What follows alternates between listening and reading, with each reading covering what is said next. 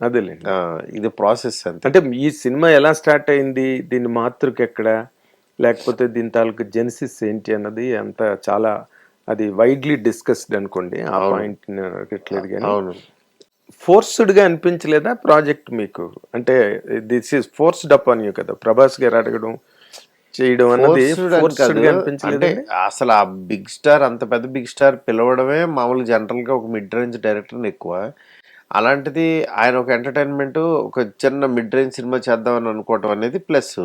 ఈ ప్రాసెస్‌లో నాకేంటంటే అంత పెద్ద స్టార్ వచ్చినప్పుడు నాకు scale of the film, thought process అది ఇంకొంచెం కరెక్ట్‌గా ఎక్కువ గనక పెట్టి ప్రాపర్‌గా తీసుకెళ్తే దాన్ని నేషనల్ లెవెల్‌కి తీసుకెళ్ళొచ్చు అనే ఒక ఇంటెన్షన్ తోటి చేసిందనమాట. అది మీ ఐడియావేనా నేషనల్ లెవెల్ వరకు తీసుకెళ్లాలన్నది?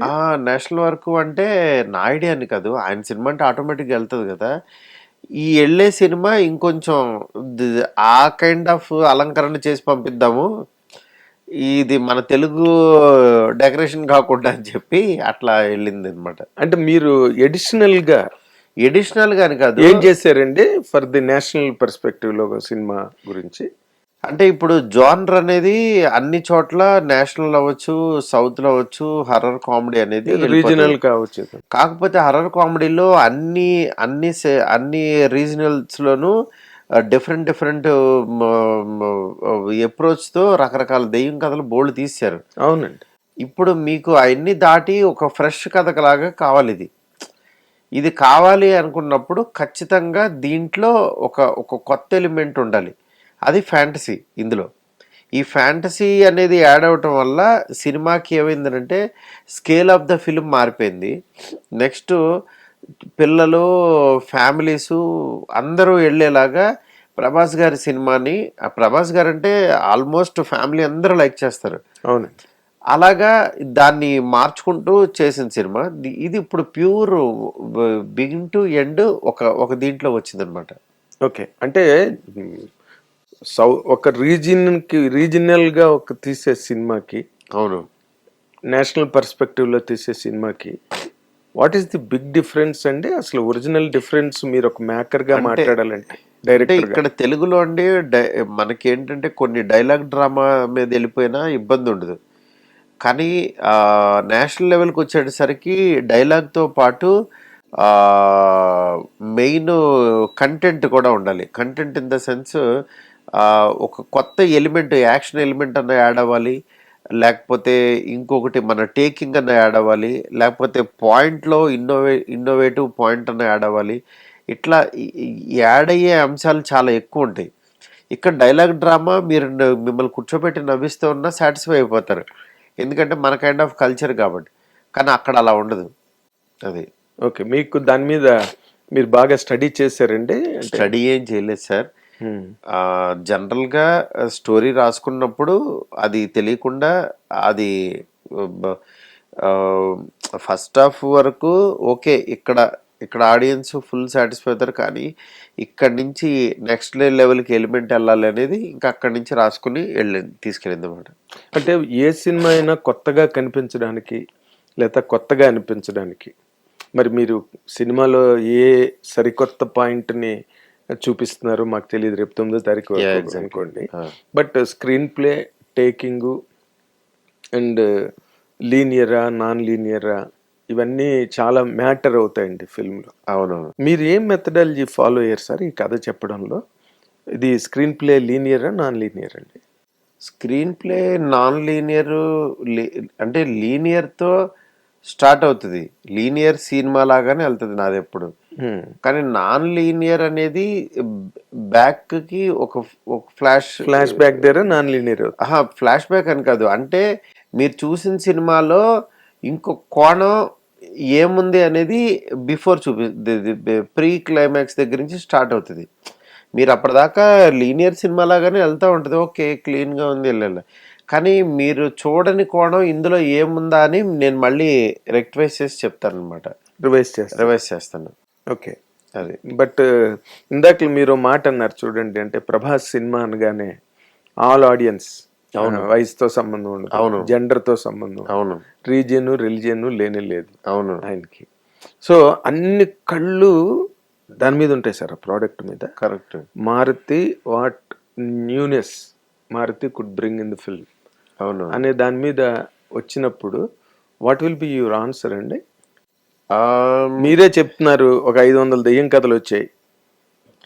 అవును, ఖచ్చితంగా సార్. ఇప్పుడు ఆ కాన్ఫిడెన్స్ నాకు లేకపోతే ఆ మాట నా నోట్లోంచి రాదు జనరల్గా. ఎందుకంటే ఇది ఇంతవరకు అయితే తెలుగు కాదు, ఇండియన్ స్క్రీన్ మీద అయితే ఈ పాయింట్ రాలేదు. అంటే ఈ పెద్ద స్టార్స్ కూడా ఎవరు కూడా ఈ కైండ్ ఆఫ్ దాంట్లోకి రావాలనుకోరు. ఎందుకంటే ఇప్పుడు ప్రభాస్ గారు ఉన్నప్పుడు నేను కూడా 4 ఫైట్లు యాక్షన్ నీట్గా రాసి ఇది చేస్తే పాస్ అయిపోతాం. కానీ ఇలాంటి జానర్ సినిమా ఆయన చేయాలనుకున్నప్పుడు ఆయన చేస్తే ఆయన కైండ్ ఆఫ్ స్కేల్ని నేను దృష్టిలో పెట్టుకోవాలి, ఆయన ఫ్యాన్ ఫాలోయింగ్ని దృష్టిలో పెట్టుకోవాలి. ఇవన్నీ పెట్టుకుని ఆడియన్స్ని ఎంటర్టైన్ చేయాలి జనరల్గా. అది రెస్పాన్సిబుల్ ఎక్కువ ఉంటుంది ఇది. అది నేను ప్రాపర్గా నాకు వర్కౌట్ అయింది అనిపించింది నేను చూసుకుని, ఆయనకు కూడా ఒక సాటిస్ఫాక్షన్. మీరు చెప్పిన దాని ప్రకారం సార్ మీరు ఒక మిడ్ రేంజ్ డైరెక్టర్, మీకు మంచి హిట్స్ ఉన్నాయి, చెప్పుకోదగ్గ హిట్స్ ఉన్నాయి మీ కెరీర్లో. మారుతి అంటే ఒక మంచి ఇమేజ్ ఉంది ట్రేడ్లో కానీ పబ్లిక్లో కానీ. కానీ ప్రభాస్ని హ్యాండిల్ చేయడం అంటే అది ఆల్మోస్ట్ అవును పులి నోట్లో బొరపెట్టినట్టే ఏమండి?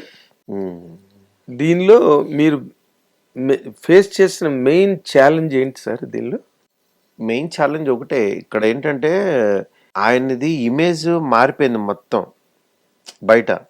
అంటే ఆయన ఎక్కడో ఉన్నారు ఆకాశంలో, ఆయన దిగి మన తెలుగు ఆడియన్స్ ఇది కిందకి దిగి ఒక మిడిల్ క్లాస్ కుర్రోడ్లాగా చేద్దామని అనుకున్నారు. ఇది ఆయన్ని దింపినప్పుడు ఏంటంటే మళ్ళీ చాలా జాగ్రత్తగా దింపాలి, సేఫ్ ల్యాండింగ్ చేయాలి, మళ్ళీ సేఫ్ ల్యాండింగ్ చేయాలి, మళ్ళీ తీసుకెళ్ళి అక్కడ పెట్టేసి మళ్ళీ వాళ్ళకి అప్పచెప్పాలి, పైన సినిమాలు తీసే వాళ్ళకి అప్పచెప్పాలి. ఇది టాస్క్. అంటే ఇప్పుడు నా సినిమాకి ఆయన దిగుతున్నప్పుడు కూడా, ఈయన దిగుతున్నప్పుడు కూడా చాలా అందంగా దిగుతున్నాడు అనేది అనిపించాలి నేను చెప్పేటప్పుడు. ఈ అందంగా దిగుతున్నాడు, ఇక్కడ ఆడుకుంటున్నాడు, ఇక్కడ ఇది చేస్తున్నాడు, అన్ని ఎమోషన్స్ ఇవన్నీ చేసుకుని మళ్ళీ అక్కడ పెట్టేసి వాళ్ళకి అప్పచెప్పాలి. ఇది టాస్క్ అనమాట. ఇది నాలంటోడికి టాస్క్. అంటే నేను అదైతే నీట్గా అయితే బ్లెండ్ చేసుకుంటా నేను అయిపోయింది నాకు. ఎందుకంటే ఇది కరెక్ట్గా కనుక చేశాను అనుకోండి, సగం పాస్ అయిపోయినట్టే సినిమా. మీరు కథలోనూ ఉంటారు, మీరు బయట అవుట్ ఆఫ్ ద బాక్స్ రారు మీరు. ఇది కథలోనే గనక ఇది గనక జరిగితే మనకి హ్యాపీగా ఉంటాం. అదైతే కన్ఫర్మ్గా బాగా వర్కౌట్ అయింది అనిపించింది నాకు ఆ ప్రాసెస్ అంతా. అది అంటే 3 ఏళ్ల జర్నీ, 100 రోజులు షూటింగ్.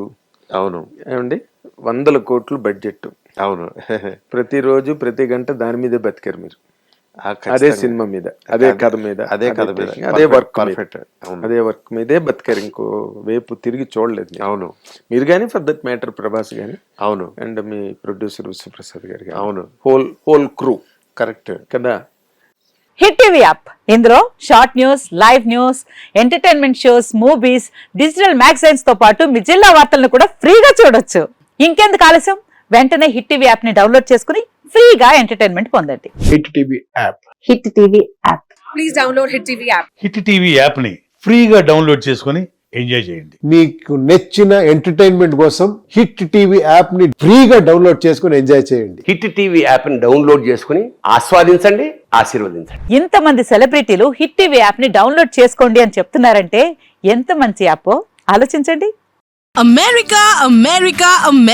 అమెరికాలో చదవాలనుకునే వాళ్ళకి విశ్వసనీయమైన పేరు మన శౌర్య కన్సల్టెన్సీ. UK లో 1 year masters, 2 years work permit up to 5 years visa. Contact Saurya Consultancy. Contact 89851 89851.